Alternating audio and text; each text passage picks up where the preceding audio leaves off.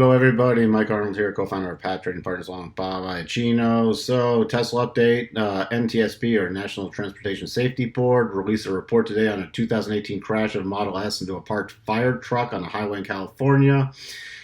They said that the system's design, the autopilot's design, permitted the driver to disengage from the driving task for the majority of the 14 minutes of the trip. The fire truck was unoccupied. And they cited the driver's inattention and over reliance on the advanced driving assistance system as the cause for the accident. Tesla gap up today, finding resistance at the 50-day exponential moving average and then selling off. We were watching if it broke to below towards today's low for the gap fill, which it did. Now the key levels we're watching the downside are 218, below 218, then we still have a gap close. A gap fill down to the 215.77 close, and then below that we're 211 cluster.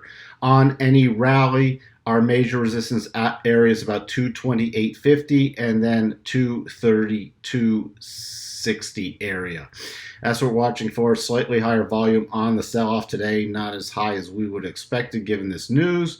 So we're going to have to see if there's some follow-through action, but we'll have to see also if there's going to be more pending information or action taken by other government agencies concerning Tesla and the autopilot function. We're still in bearish mode, and that's about all we have to say for now. So we'll talk to everyone soon. Bye for now.